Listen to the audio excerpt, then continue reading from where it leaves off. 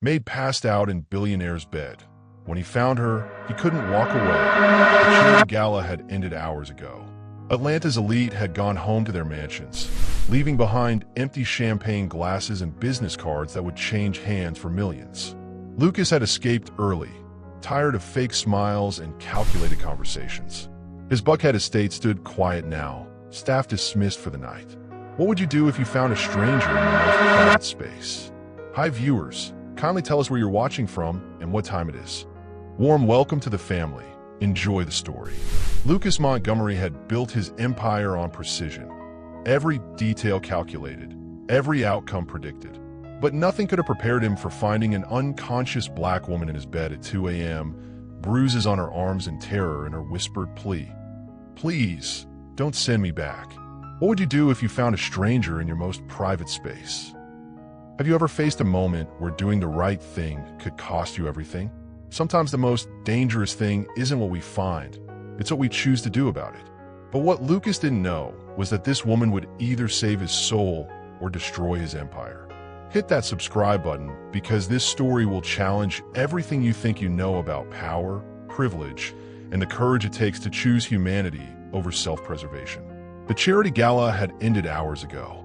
Atlanta's elite had gone home to their mansions, leaving behind empty champagne glasses and business cards that would change hands for millions. Lucas had escaped early, tired of fake smiles and calculated conversations. His Buckhead estate stood quiet now, staff dismissed for the night. The master bedroom stretched in shadows and moonlight, silk curtains catching Atlanta's skyline through floor-to-ceiling windows. That's when he saw her.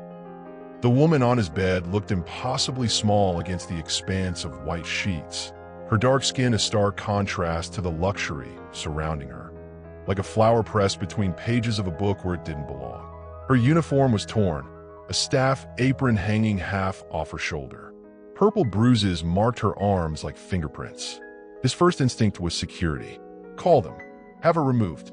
Ask questions later. But then she stirred. Please, she whispered without opening her eyes. Don't send me back. The words hit him like a physical blow. This wasn't some random break-in. This was someone running from something worse than whatever punishment he could deliver. Lucas had made his fortune reading people, understanding their weaknesses, exploiting their desperation. But standing there in his $1,000 suit, looking down at this broken woman in his bed, he felt something he hadn't experienced in years. Conscience. She couldn't weigh more than 120 pounds. Lifting her was like picking up a child. Her head fell against his shoulder as he carried her through the hidden passage that connected his bedroom to the old servants' quarters, a guest house nobody knew existed. The guest room smelled like lavender and disuse. He laid her on the bed carefully, noting the way her breathing hitched, the small cuts on her hands, the exhaustion that kept her unconscious even as he moved her. Medical supplies from the bathroom, antiseptic, bandages. His hands shook as he cleaned the worst of the cuts, wondering what kind of man he'd become that this felt foreign to him. As he carried her limp body through the secret passage to the guest house, her eyes fluttered open for just a moment, long enough to whisper a name that made his blood run cold. Marcus sent me. She woke up in a place that felt like heaven compared to hell, until she realized the man watching her sleep was the enemy she'd been sent to destroy. Morning light filtered through gauze curtains, casting everything in golden warmth. She lay on Egyptian cotton sheets that probably cost more than her monthly rent, while he sat in a leather chair watching her with eyes that held storm clouds, beautiful and dangerous. You're awake. His voice was gentler than she expected from a man worth $3 billion. Kiera tried to sit up. Pain shot through her ribs, reminding her of yesterday's interview with Marcus's men. The cleaning agency job had been a trap, but by the time she figured that out, bruises were already forming. Where am I? Safe. He stood up, tall and imposing in yesterday's formal wear. For now, that's when recognition hit her like ice water. Lucas Montgomery, the face from the photos Marcus had shown her. The target she was supposed to get close to, gather information about, destroy from the inside. I know who you are, she said, pulling the blanket up to her chin. Good. That saves us some time. He moved to a small table where medical supplies were laid out. I need to check those cuts. Don't touch me. You have glass in your arm. It needs to come out. Have you ever been saved by the person you were supposed to destroy? When mercy comes from unexpected places, how do you process that contradiction? She stared at him, trying to reconcile the cold corporate shark from Marcus's briefings with the man who'd apparently spent the night making sure she didn't die in her sleep. His fingers were steady as he worked, removing tiny shards with tweezers that probably cost more than her car. What's your name? Does it matter? It does to me. Kiera. Beautiful name. The antiseptic stung, but she didn't flinch. She'd learned not to show weakness around powerful men. But Lucas wasn't acting powerful. He was acting careful, like she might break if he pressed too hard. The cleaning agency, he said. Who hired you? You already know. Marcus Holloway. Her silence was answer enough. How much is he paying you? Nothing. The word came out bitter. That was never the point. Lucas sat back in his chair, studying her with those gray eyes that seemed to see too much. What was the point? Before she could answer, her legs gave out as she tried to stand. She crashed forward, and he caught her skin against skin, his hands warm against her back. For a moment that lasted too long. She felt something she hadn't experienced in months. Safety. But the phone buzzing in his pocket shattered that illusion. He glanced at the screen, and his face went hard. When she tried to leave, her legs gave out, sending her crashing into his arms. As he caught her, skin against skin, she felt something she hadn't experienced in months. Safety. But the phone buzzing in his pocket showed a text that would shatter that illusion. Did you find our little spy yet?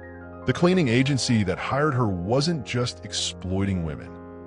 It was trafficking secrets, and Kiera had just become the most valuable commodity they'd ever stolen. Marcus isn't paying you, Lucas said, setting his phone face down on the table. So what does he have on you? Kiera wrapped the blanket tighter around herself. The question she'd been dreading since she woke up.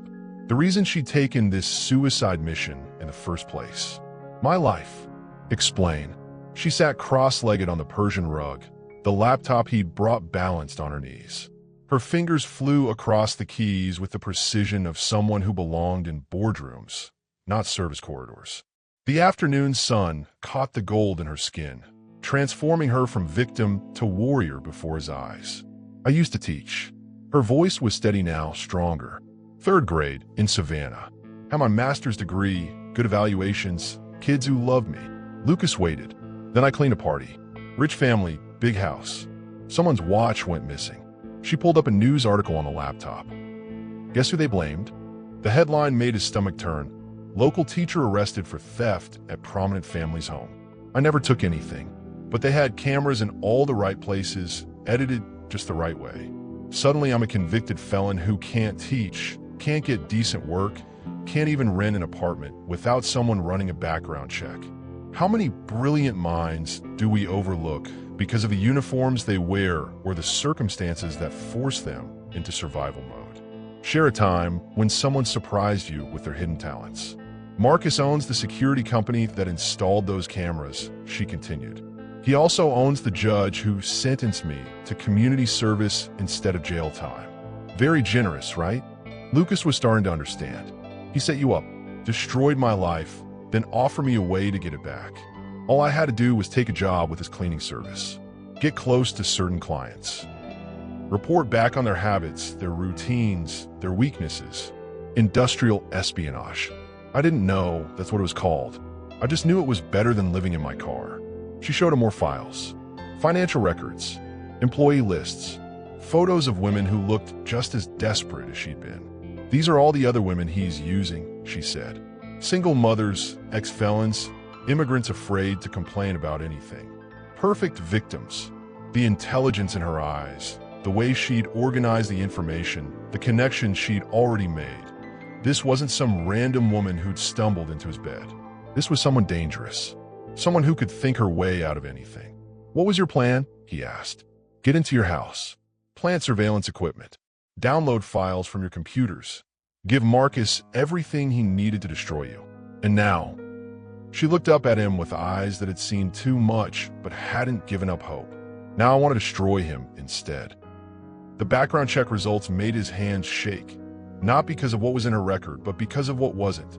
Someone had erased her entire digital footprint with surgical precision. The only person with that kind of power was someone who wanted her to disappear forever. They thought they were hiding from the world, but the world was already hunting them, and the predator knew exactly where to look. The security monitors showed men in dark suits canvassing the estate grounds like wolves scenting prey. In the guest house, she watched the screens with the focused intensity of a general planning war. No longer the broken woman he'd found, but a force preparing to strike back. 3 cars, Kiera said, pointing to different cameras. Professional spacing. They're not here to ask questions. Lucas counted 6 men total, all carrying the kind of bulges under their jackets that suggested this wasn't a social call. How long do we have? Until they figure out you have a guest house nobody knows about? Maybe an hour. What would you do if running meant others would suffer in your place? When is the moment you stop being a victim and start being a fighter? He was already moving, grabbing laptops, hard drives, anything that contained information worth killing for. But Kiera wasn't packing. She was planning. We can't just run, she said. We can't fight them either. Maybe we don't have to do either. She pulled up files on his computer, fingers flying across the keyboard. You said you wanted to destroy Marcus. What if we don't have to survive this? What if we just have to outlast it? The adrenaline made everything sharper. The way she bit her lip when she concentrated. The way her eyes lit up when she found what she was looking for. The way his heart raced, not just from danger, but from watching her mind work. There, she said, turning the screen toward him. Marcus owns that cleaning service through a shell company. But the shell company gets its funding from federal grants. Grants for job training programs that don't exist. Fraud. Millions of dollars worth. And if we can prove it, the FBI will be more interested in him than us. She was brilliant. Not just smart, brilliant. The kind of mind that could see solutions where others saw only problems. And she was risking everything to help him, even though he was supposed to be her target. A sound from outside made them both freeze. Footsteps on gravel. Getting closer. Lucas moved without thinking, pulling her against him as they crouched behind the couch. Her body fit against his perfectly, her back pressed against his chest, his arms around her waist. The scent of her hair, the warmth of her skin, the way she melted into him even in the middle of danger. They're checking the main house first, she whispered. Her hand covered his where it rested on her stomach. Such a simple touch, but it sent electricity through his entire body.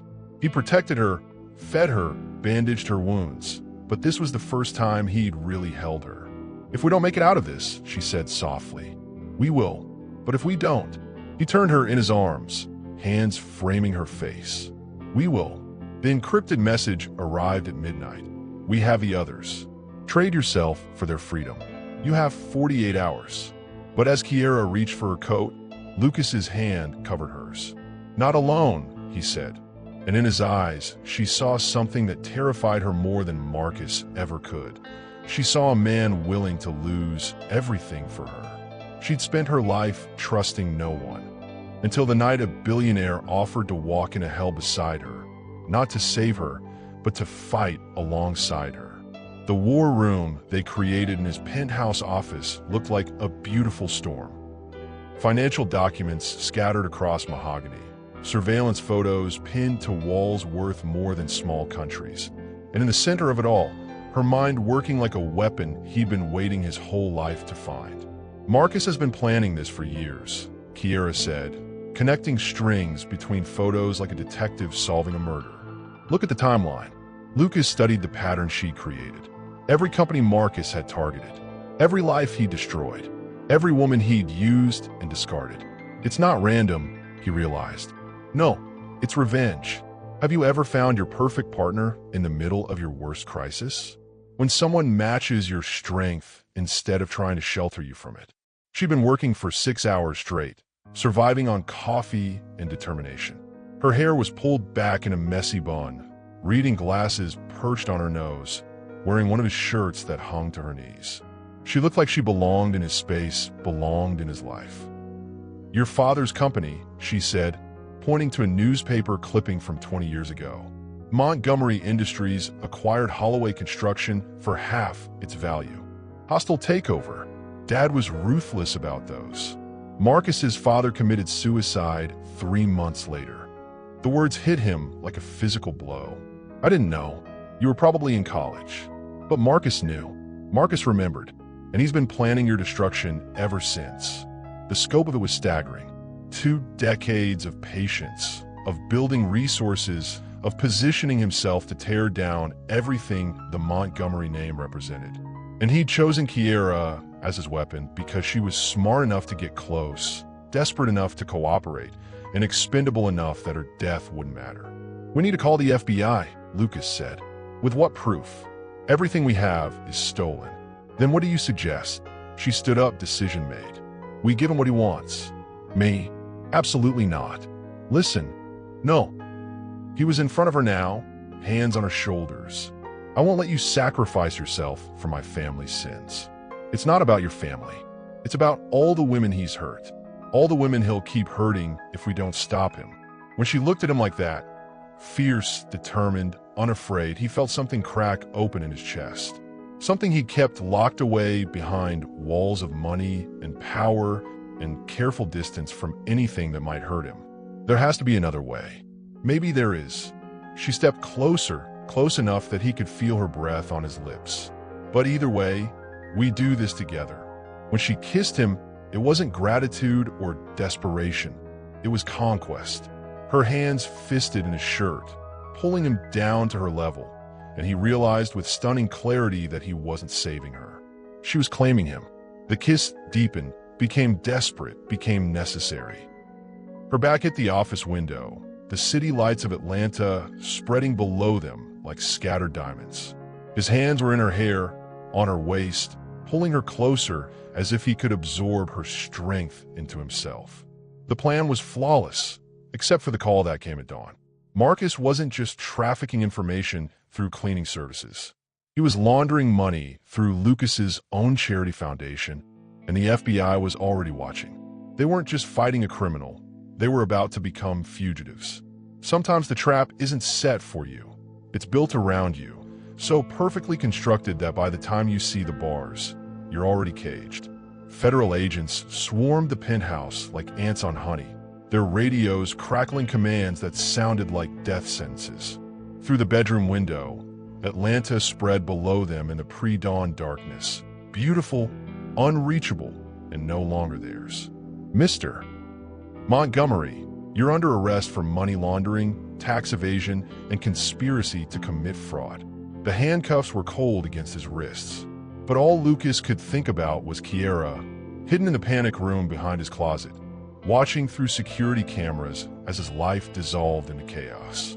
What would you risk for someone who walked into your life by accident, but stay by choice? When the whole world turns against you, who do you trust? The charges were perfect. Too perfect. Marcus had been siphoning money through the Montgomery Foundation for years, using it to fund his operation while making it look like Lucas was the mastermind. Every donation, every grant, every tax write-off had been carefully documented to build a case that would destroy him. "Your charity gave $2 million to Holloway Industries last year," Agent Rivera said, sliding a file across the interrogation table. "Care to explain that?"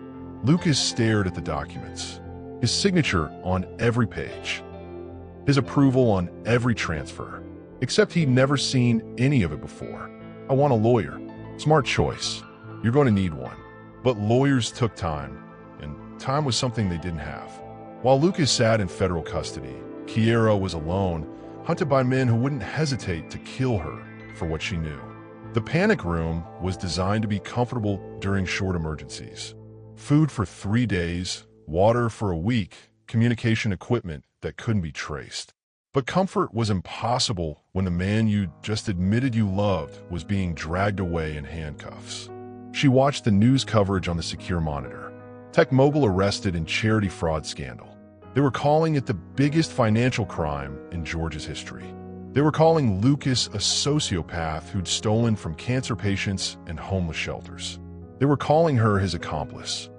Federal agents are also searching for an unidentified black female who may have critical information about Montgomery's operation, the reporter said. "She's considered armed and dangerous." Armed and dangerous.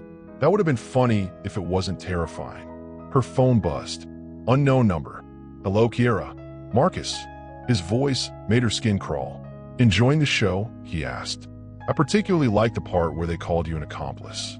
Very dramatic. You set him up. I set you both up. Did you really think I'd trust someone like you with something this important? You were never supposed to succeed, darling. You were supposed to fail spectacularly, taking Montgomery down with you. The tunnel beneath the building was part of the original architecture, built during Prohibition when wealthy men needed discreet ways to move money and mistresses. Now was their only escape route. As they slipped through the secret tunnel beneath his building, she found the courage to tell him the truth. I knew Marcus was planning something, but I thought I could control it. I thought I could protect both of us. His response would either save them or destroy the last thread holding them together. Running from a law with someone you love isn't romantic. It's terrifying, desperate, and the only time you truly discover who they are when everything else is stripped away. The abandoned warehouse in Savannah smelled of rust and river water, but she moved through it like a queen returning to her castle. This was her world, the places where real people lived and loved and survived. And watching her navigate it, he understood for the first time what true power looked like. There's a shower in the back, she said, pointing toward a makeshift bathroom someone had built in the corner. Water's cold, but it's clean. Lucas looked around at their temporary home. Concrete floors, broken windows covered with plastic, a mattress that had seen better decades. 3 days ago, he'd owned a penthouse worth $12 million. Now he was grateful for running water. How do you know about this place? Used to volunteer at the shelter across the street. Sometimes people needed somewhere to crash that wasn't official. She was setting up a camping stove, moving with the efficiency of someone who'd done this before. Welcome to how the other half lives. Have you ever discovered your true self in the middle of your worst crisis? When everything you thought you knew falls apart, what remains? The federal charges had made him front-page news. Billionaire fugitive and his accomplice still at large. His face was on every screen, every newspaper, every social media feed. But here, in this forgotten corner of Savannah, he was just a man learning to heat soup from a can. I never asked, he said, settling beside her on a mattress. Why did you trust me? That first night, you could have run. You could have completed Marcus's mission. Why didn't you? Kiera was quiet for a long time, stirring the soup with a plastic spoon. You want to know the exact moment? Yeah. When you cleaned my cuts, your hand was shaking. He remembered. The antiseptic, the bandages, the way her skin felt under his fingers. Men with power don't shake when they touch broken things, she said. They either fix them or throw them away. But you were scared you might hurt me worse. That's when I knew you weren't what Marcus said you were. The truth of it hit him in the chest. She'd seen his humanity before he'd remembered he had any. Outside, sirens wailed in the distance. Police, ambulance, maybe both. In the warehouse, they sat close enough to share warmth, close enough to feel each other breathe. I'm sorry, he said. For what? For what my family did to yours. For the reason Marcus targeted you. For all of it. She turned to face him, her eyes reflecting the candlelight they'd used since flashlights were too risky. You know what the difference is between you and your father? Tell me. He would have called security that first night. Had me arrested. Never looked back. She moved closer, her hand finding his cheek. You carried me to safety. When she kissed him, it was different from before. Slower, deeper, like she was memorizing the taste of him. She rode him like salvation, hands braced against his chest, hair falling around them like a curtain blocking out the world. This is who I am, she gasped between movements. Not the victim you found, not the weapon they made me. This. And he understood. She wasn't just giving him her body, she was showing him her soul. Their lovemaking was desperate and tender, urgent and reverent. Every touch was a promise, every kiss a vow. They moved together like they were the only two people left in the world, and maybe for tonight they were. The news report playing on the motel TV made her blood freeze. Missing heiress found dead in cleaning agency scandal. The photo they showed wasn't her, but it was the woman who'd taken her place at Marcus's last job. Someone was cleaning up loose ends, and they were next. She thought she was fighting for justice, until she realized that some truths cost more than lies, and some victories aren't worth the price of winning. The cemetery stretched under gray Atlanta skies, headstones marking the women who disappeared into Marcus's machine. She knelt beside fresh graves, flowers wilting in her hands, while he stood guard, no longer the untouchable billionaire, but a man who understood that some debts could only be paid with everything. Her name was Carmen, Kiera said, reading the inscription on the newest stone. 23 years old, 2 kids at home. Carmen Rodriguez had taken the cleaning job that was supposed to be Kiera's backup assignment. When Kiera went missing, Carmen had been sent in her place. When Carmen started asking too many questions about the surveillance equipment she was supposed to install, Marcus's men made sure she couldn't ask anymore. She died because I lived. Lucas knelt beside her, his hand covering hers on the cold marble. She died because Marcus is a monster, not because you survived. How do you carry the weight of surviving when others didn't? What do you owe to those who weren't as fortunate as you? The guilt was eating her alive. Every news report about another missing woman felt like another life she should have saved. Every photo of another victim looked like her own reflection in a different mirror. There are 12 more, she said, pulling out the files they'd compiled. 12 women who disappeared after working for Marcus's cleaning service. 12 families who don't know what happened to their daughters, their mothers, their sisters. The weight of it was crushing. Not just the deaths, but the systematic nature of the operation. Marcus hadn't just been using these women for industrial espionage. He'd been disposing of them when they became liabilities. We have to stop him. We will. No, you don't understand. She stood up, decision crystallizing in her eyes. We have to stop him now. Today. Before he kills anyone else. That night in their motel room, she came to him not with desperation, but with determination. She made love to him like a woman who'd accepted that tomorrow might not come, but tonight was theirs. Her body moved over his with purpose, claiming every inch of him, marking him as hers in case this was their last chance.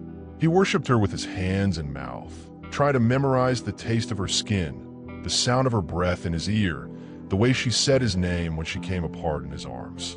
Promise me, she whispered afterward, her head on his chest, listening to his heartbeat. If something happens to me, nothing will happen, but if it does, promise me you'll make sure those families get answers. Promise me their stories won't disappear like they did. I promise. He tilted her chin up, looking into eyes that had seen too much death but still burned with life. But you're going to be the one to tell those stories.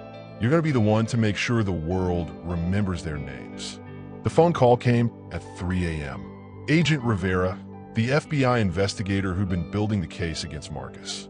We can offer you witness protection, she said, her voice tight with exhaustion. New identities, relocation, federal marshals. But you have to disappear completely. New names, new histories, new futures. What's the catch? There's no guarantee Marcus won't find you anyway. He's got resources we're still discovering. Money, connections, people in places we don't expect. Agent Rivera's call changed everything. We can offer you witness protection, but it means giving up your old lives completely. New names, new histories, new futures. And there's no guarantee Marcus won't find you anyway. The choice wasn't just about survival anymore. It was about whether love could exist without identity. Love isn't about what you're willing to gain for someone.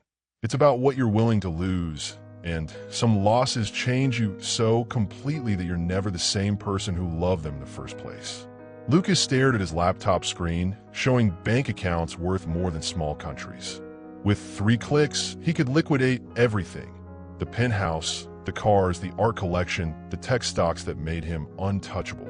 All of it could disappear to fund victim compensation for women like Kiera, who'd been chewed up by Marcus's machine.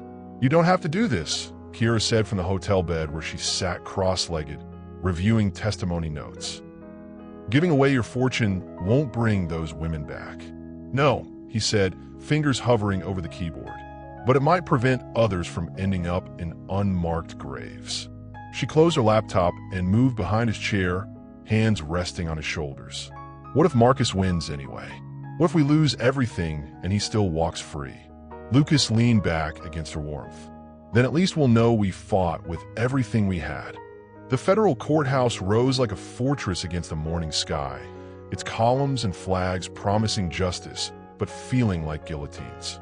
She walked up those steps knowing she might not walk down them the same person, or at all. Inside the preparation room, Agent Rivera spread photos across the table.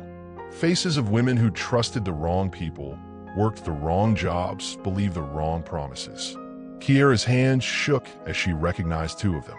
Jessica worked the charity gala in Birmingham, she whispered. She was saving money for nursing school. And Maria, she had 3 kids. Their families deserve answers, Rivera said.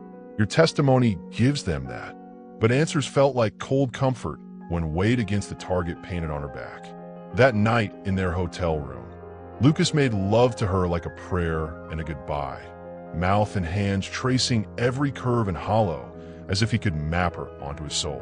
The city lights through their window painted her skin in gold and shadows while she moved above him with desperate grace. Promise me, she whispered against his neck, feeling his pulse race beneath her lips. If something happens, you'll remember me like this, not afraid, not broken, strong. His answer was buried in her throat, in the pulse that beat against his lips. You're the strongest person I've ever known. Prison couldn't break you. Marcus couldn't break you. Nothing can. She kissed him harder, tasting salt from tears she didn't remember shedding. Tomorrow she would sit in a witness chair and destroy a man who'd made destroying others his life's work. Tonight, she claimed this moment, this man, this love that had grown from the worst circumstances into something worth dying for. Have you ever had to choose between your safety and someone else's justice? When the cost of doing right might be everything you hold dear. Hours later, he woke to find her side of the bed cold. The bathroom door stood open, revealing darkness. Her clothes were gone from the chair. No struggle, no note, no trace, except for the engagement ring he'd given her last week, sitting on the pillow like a goodbye. His phone buzzed with a text from an unknown number. Some debts require personal payment. Come alone if you want to see her again. You know where to find me. M. Lucas stared at the message until the letters blurred. He'd liquidated his empire to save women he'd never met. Now he'd trade his life to save the one woman who'd taught him what living actually meant. The game was entering its final round, and Marcus held all the cards except one. He didn't know that losing everything had made Lucas Montgomery dangerous in ways money never could. Marcus had been playing chess while they thought they were fighting a war, and now she was his queen, trapped on a board where every move meant checkmate. The plantation house outside Savannah stood like a monument to old money and older sins, its white columns gleaming in the sunset, while Spanish moss hung from ancient oaks like funeral shrouds. Inside, Kiera sat bound to a chair that probably cost more than most people's cars, but all the luxury in the world couldn't hide the smell of corruption. You're awake, Marcus said, adjusting his tie like they were meeting for dinner instead of a kidnapping. Good. I was beginning to worry I'd hit you too hard. Kiera tested the ropes around her wrists. Professional knots, tight enough to cut circulation, but loose enough to prevent permanent damage. He wanted her functional, not broken. Yet, where are we? My family's estate, built in 1847 by my great-great-grandfather. Marcus poured bourbon from a crystal decanter, the amber liquid catching light like liquid fire. Funny thing about old houses, they keep secrets well. Through the tall windows, she could see armed men patrolling the grounds. At least 6, maybe more. Whatever Lucas was planning, he was walking into a massacre. He'll come for me, she said. Oh, I'm counting on it. Marcus settled into the chair across from her, bourbon in hand. Tell me, Kiera, what do you know about your father?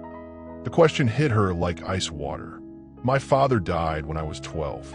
David Williams. Brilliant engineer, terrible businessman.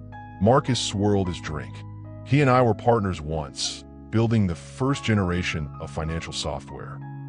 We were going to revolutionize banking, make millions together. Kiera's chest tightened. Her father had never mentioned any partners. Then Richard Montgomery, Lucas's dear old dad, made us an offer. Buy out our patents for pennies on the dollar, or watch our company disappear under lawsuits we couldn't afford to fight. Marcus's voice turned bitter. Your father wanted to fight. I wanted to take the money and rebuild. We argued for months. You're lying. Am I? Marcus reached into his jacket and pulled out a yellowed photograph. Even across the room, she could see her father's face, younger but unmistakable, standing next to a man she now recognized as Marcus. Both were smiling, arms around each other's shoulders like brothers. The patents Richard Montgomery stole from us became the foundation of Montgomery Tech. Every billion Lucas earned was built on your father's work. Marcus leaned forward. David Williams died broke and broken, convinced he'd failed everyone he loved, including you. Kiera felt the world shift beneath her. Her childhood memories rearranged themselves. Her father's late-night phone calls, the arguments with her mother about money, the way he'd stare at his computer screen like it held answers to impossible questions. You want to know why I chose you, Kiera? It wasn't random. You've been the perfect tool for revenge, and you never even knew it. I won't help you hurt him. Marcus laughed, but there was no humor in it. You already have. Every moment he spent caring for you, protecting you, falling in love with you, it's all been leading to this. The great Lucas Montgomery, brought low by a cleaning woman whose father he helped destroy. The sound of helicopters approaching made Marcus's smile widen. Your boyfriend's coming to save you. Too bad he's flying straight into a trap that's been 20 years in the making. Through the window, Kiera watched black helicopters descend like mechanical vultures. Lucas was out there somewhere, walking into hell because he loved her, because she'd let herself be captured like an amateur instead of the fighter she'd learned to be. But Marcus had made one mistake. He'd told her the truth about her father, given her a reason to fight that had nothing to do with Lucas or love or survival. This was about justice, not just for the women Marcus had trafficked, but for a brilliant man who died thinking he was a failure. She tested the ropes again, feeling them give slightly. Amateur knots, after all, designed to look professional rather than actually hold someone who knew how to escape them. By morning, you'll both be dead, Marcus continued, and I'll finally have everything the Montgomery family stole from mine. Kiera smiled, feeling her hands slip free behind her back. You know what your mistake was, Marcus? Enlightening me. You assumed I was still the broken woman Lucas found in his bed. But that woman died the day she decided to fight back. Revenge tastes sweetest when served across generations, until the moment you realize you've become the very monster you swore to destroy. The confrontation played out in the mansion's grand ballroom, where crystal chandeliers cast rainbow shadows on marble floors slick with spilled blood. 3 generations of sins had led to this moment. 2 men circling each other like gladiators while she watched from behind a marble pillar, hands finally free but hearts still trapped. Richard Montgomery destroyed everything I built, Marcus said, gun trained on Lucas's chest. My company, my reputation, my partner's life. Your father was a coward who chose suicide over fighting back. My father was a businessman, Lucas replied, hands raised but eyes calm. He bought patents legally from a failing company. If David Williams couldn't handle competition. Marcus's laugh echoed off the vaulted ceiling.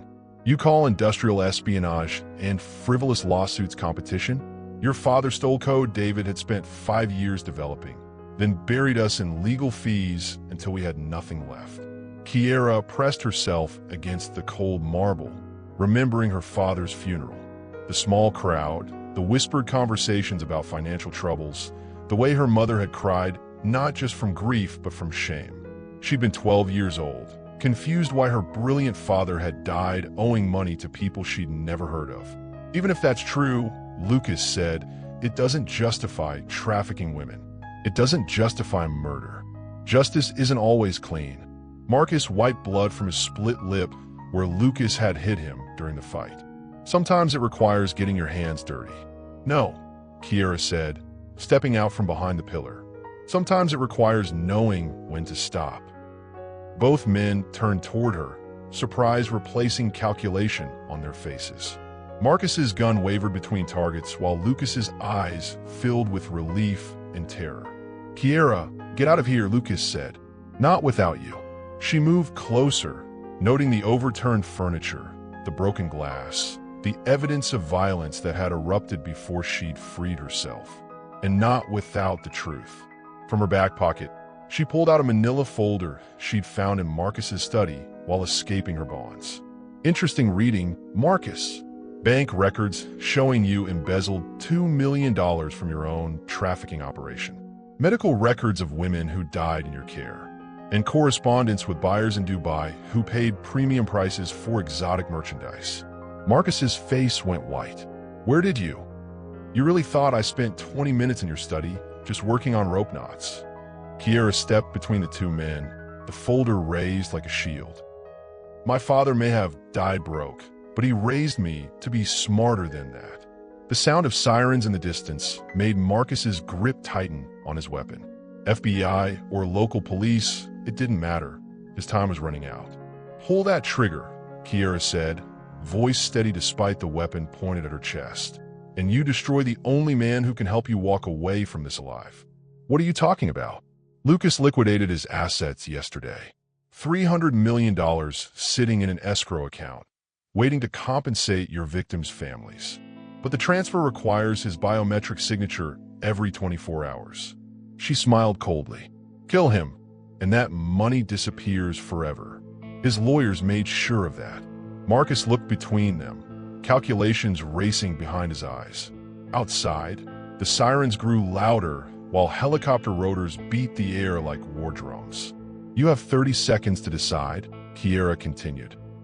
"Spend the rest of your life in prison as a broke murderer, or take the deal Lucas is about to offer you." "What deal?" Lucas straightened, understanding flooding his features. "Surrender now, cooperate with the FBI, and I'll make sure the Victim Compensation Fund includes your legal defense. Best lawyers money can buy." The ballroom doors exploded inward as federal agents poured through, weapons drawn and commands shouting. In the chaos of laser sights and tactical gear, Marcus made his choice, but it wasn't the choice anyone expected.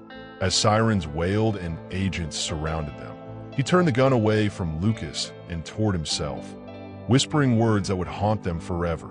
"Some sins are too heavy for redemption." The gunshot cracked like thunder, echoing off marble and crystal until even the chandeliers seemed to weep. They survived the war, but winning and healing are different battles. And sometimes the hardest fight is learning to live with victory. 6 months after Marcus's funeral, Kiera sat in Dr. Elena Vasquez's office, staring at beige walls and motivational posters that felt like mockery. The therapist's space was supposed to be calming, but every soft corner and muted color reminded her of the luxury that had hidden so much darkness. "Tell me about the nightmares," Dr. Vasquez said. "Same one every time. I'm back in that ballroom, but instead of Marcus shooting himself, he shoots Lucas. And I just stand there watching, holding that folder like it's going to stop bullets." Across the room, Lucas shifted in his chair. They'd been doing couples therapy for 3 months, but some wounds felt too deep for talking to heal. The man who'd once commanded boardrooms with ruthless precision now flinched at loud noises and checked locks twice before bed. "What about you, Lucas? How are you processing Marcus's suicide?" He ran his hands through his hair, a nervous habit he developed since the plantation. "I keep thinking I could have handled it differently. Maybe if I'd offered the deal sooner, or found another way to—" "Stop!" Kiera's voice cut through his guilt. "You didn't pull that trigger. Neither did you," Dr. Vasquez observed. "But you both carry responsibility that isn't yours. Survivor's guilt is common in trauma cases, especially when the perpetrator dies by suicide." The silence stretched between them like a canyon. Outside the office windows, New York continued its relentless pace while they sat frozen in a moment 6 months past. "We don't know who we are without the crisis," Kiera admitted finally. "What if we only loved each other because we needed each other?" Lucas looked at her then, really looked, and she saw her own fear reflected in his eyes. They'd been through hell together, but hell had given them purpose. Now, in the quiet aftermath of justice, They had to figure out if love could survive ordinary days. "Then we find out who we are now," he said, "and choose to love that too." But choosing felt harder than surviving. At least in crisis, the next step was always clear: run, hide, fight, escape. Now, they had endless options stretching ahead like an unmarked road, and neither knew which direction led toward happiness. The Victim Compensation Fund had become Lucas's obsession, a way to channel guilt into something productive. He'd thrown himself into identifying Marcus's victims, tracking down families, ensuring money reached the right hands. It was noble work, necessary work, but it kept him anchored to the tragedy instead of moving beyond it. Kiera had thrown herself into job applications, determined to reclaim the teaching career that Marcus's scheme had destroyed. But every interview felt like performing a role. The survivor, the victim, the woman who'd brought down a trafficking ring. Nobody seemed interested in hiring a teacher who just wanted to educate kids about literature. "Have you been intimate since the plantation?" Dr. Vasquez asked. They both flushed. The question hung in the air like an accusation. "We try," Lucas said finally. "But every time I touch her, I remember finding her unconscious in my bed. And I remember being tied up," Kiera finished. "I remember feeling helpless." Physical intimacy often requires relearning after trauma, the therapist said. Your bodies are trying to protect you from vulnerability that once led to danger. After the session, they walked through Central Park in silence. The autumn air carried promises of winter, and couples around them moved with the easy confidence of people whose biggest problems were dinner reservations and weekend plans. "I got a job offer," Kiera said suddenly. Lucas stopped walking. "Where?" "Spelman College. Assistant professor, American literature. It's everything I ever wanted." "That's wonderful," he said, but his voice sounded hollow. "It's in Atlanta." The words hit him like physical blows. Atlanta, 800 miles from New York. 800 miles from the life they'd built in the ashes of Marcus's empire. "When do you start?" "I haven't accepted yet." She turned to face him, searching his expression. "I want to talk to you first." But they both knew she'd already decided. The job offer had arrived on the same day as Marcus's death certificate. The universe's way of telling her it was time to move forward, even if moving forward meant moving away. Sometimes loving someone means letting them discover who they are without you, even when it feels like losing them all over again. The lecture hall at Spelman College filled with eager faces, young black women who looked at Professor Williams with hope and recognition. Standing before them, Kiera felt power that had nothing to do with survival and everything to do with purpose. Who can tell me what Zora Neale Hurston meant when she wrote, "I have been in Sorrow's kitchen and licked out all the pots," she asked. A student in the front row raised her hand. "That pain can teach you things happiness never will." Exactly. But more than that, it means surviving isn't enough. You have to transform the experience into wisdom. Kiera moved between the rows, energy building with each word. Hurston didn't just survive poverty and racism. She turned her pain into literature that still speaks to us today. After class, she checked her phone to find 3 missed calls from Lucas. The time difference made their relationship feel like a long-distance experiment in emotional endurance. When she was starting her day, he was already deep into board meetings. When he had free time for dinner, she was grading papers. Miles away in Manhattan, Lucas signed documents that would create the largest victim assistance fund in corporate history. Every signature carried Kiera's influence. Her questions about justice, her insistence that money without systemic change was just expensive guilt. The foundation will provide legal aid, job training, and trauma counseling, he explained to the board. "We're not just writing checks.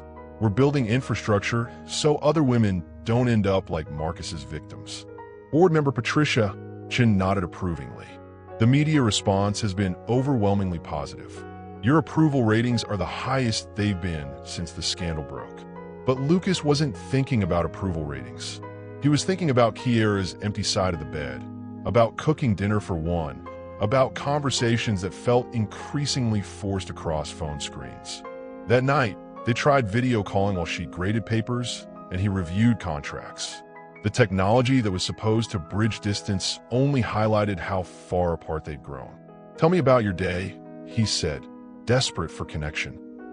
"Same as always. Taught 3 classes, department meeting, office hours." She looked tired, but there was satisfaction in her voice he hadn't heard in months. "One of my students is writing her thesis on trauma narratives in contemporary Black women's literature. She's brilliant. Sounds like she has a good teacher. How's the foundation?" "We identified 12 more victims from the cleaning agency. The legal team thinks we can get restitution for their families." He paused, watching her face on the screen. "I miss you. I miss you too."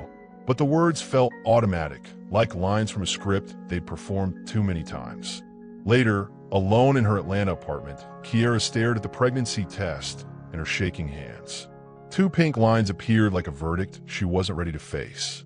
The timing couldn't have been worse or more perfect, depending on how you looked at it. Her phone rang. Lucas calling for their goodnight ritual.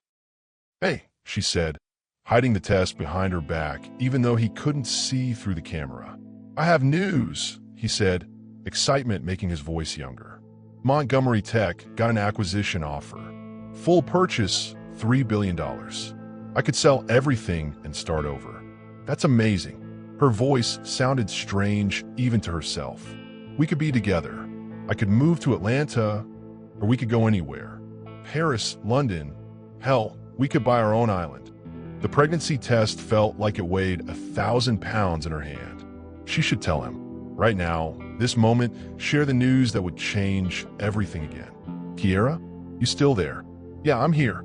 I'm just processing. Think about it, okay? We don't have to live separate lives anymore." After they hung up, she sat in the darkness, holding 2 kinds of future in her hands. The test that proved new life was growing inside her, and the phone that connected her to a man whose life was about to change forever. The question was, did she tell him before or after he made the biggest decision of his career? A year ago, she was nobody hiding in luxury. Today, she was somebody choosing her own future, and that future was growing inside her. The beach house in Savannah caught the golden hour perfectly, its wraparound porch facing the water where shrimp boats dotted the horizon like toys.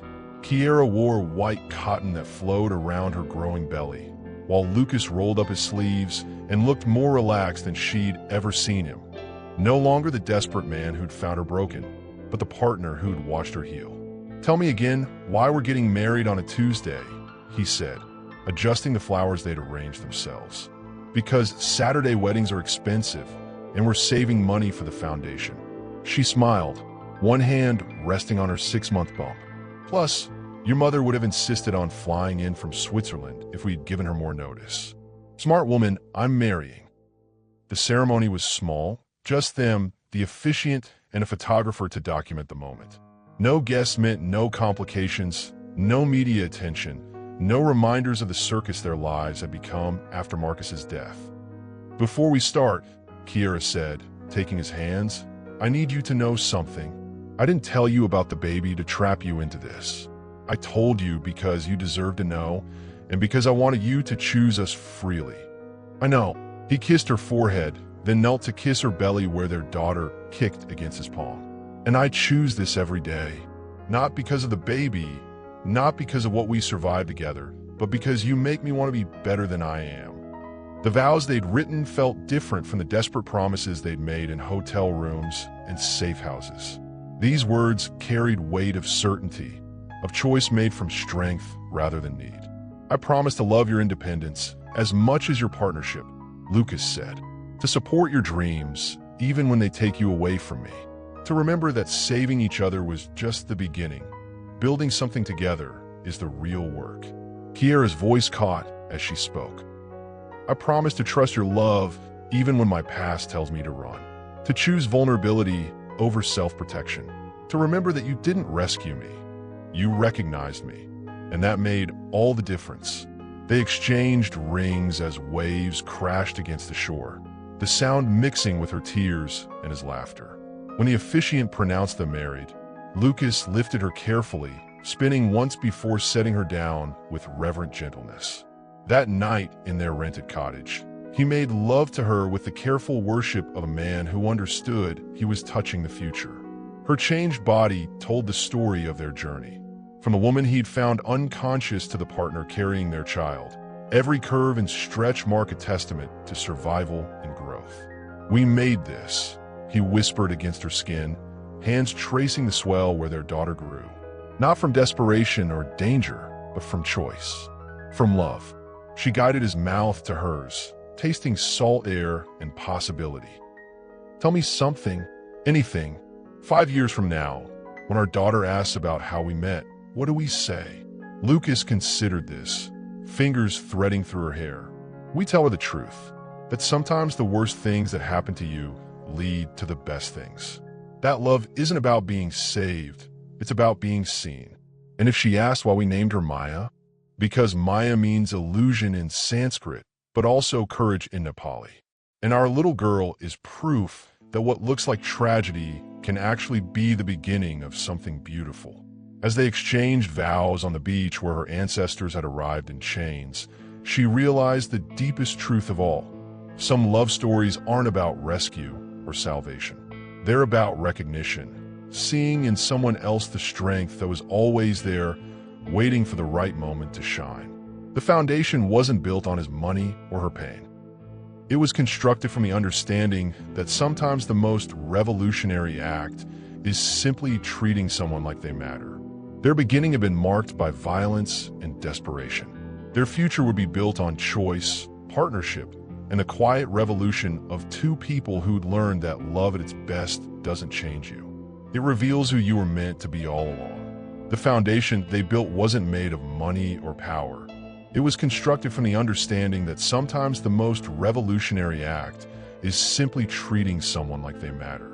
5 years later, the Montgomery Williams Center for Economic Justice rose from Atlanta's downtown like a beacon, its glass walls reflecting both the gleaming corporate towers and the neighborhood churches that had stood here for generations. Inside, Kiera addressed a room full of young women who reminded her of herself, brilliant, determined, and ready to change the world. "Economic justice isn't charity," she told them, Maya playing quietly at her feet with wooden blocks. "It's about changing systems so that your talent, not your zip code, determines your opportunities." In the back of the room, Lucas watched his wife command attention with the same authority she'd once brought to fighting for their lives. As CEO of the foundation, she'd grown into leadership naturally, while he'd learned to follow her vision with the resources to make it real. Their daughter looked up from her blocks, 4 years old, and already showing signs of her mother's determination and her father's strategic mind. "Mama, why do people need help finding jobs?" "Because sometimes the world forgets to notice how amazing people are," Kiera said, lifting Maya onto her hip. "So we help them remember." After the meeting, they walked through the community garden behind the center, where vegetables grew in neat rows tended by program participants. Maya ran ahead, chasing butterflies that danced around flowers Lucas had planted in honor of women whose names were carved in marble by the fountain. Women who didn't survive their own stories, but whose legacy lived on in every life the foundation touched. "Tell me about the quarterly numbers," Kiera said, slipping her hand into his. 83 women placed in permanent employment. 15 started their own businesses with our microloans. 7 graduated from the nursing program at Spelman. He squeezed her fingers, and 3 families were reunited with relatives they thought they'd lost to trafficking. Not bad for a billionaire and a cleaning lady. Former billionaire, current foundation husband. He stopped walking, pulling her close despite Maya's giggles from the garden. "Any regrets?" Kiera looked around at the center they'd built, at their daughter discovering ladybugs on tomato plants, at the city that had become home in ways she'd never expected. The teaching position at Spelman gave her professional fulfillment, while the foundation work satisfied her need for justice. Lucas had found purpose in amplifying other people's success instead of building his own empire. "Just one," she said finally. "What's that? I wish my father could have seen this. Could have known that his daughter didn't just survive what destroyed him. She used it to make sure other families stay together." That evening, Maya fell asleep between them on the couch, exhausted from chasing butterflies and asking questions about everything. Above them, stars appeared in the Atlantis sky, the same constellations that had watched over Georgia the night they'd first met in crisis and chaos. Love, they had learned, wasn't about perfect timing or easy choices. It was about seeing someone's worth in their darkest hour and choosing to stand witness to their light. What legacy do you want to leave? Not in money or monuments, but in the lives you touch and the systems you change. How will you use your story to write someone else's happy ending? If this story reminded you that every ending can be a beginning, that love isn't about rescue, but recognition, hit that like button and subscribe for more stories that prove human dignity is the most powerful force on earth. Comment below with your own story of unexpected love, second chances, or the moment someone saw your worth before you believed in it yourself. Remember, you're not waiting to be saved. You're waiting to be recognized for the strength that's been there all along.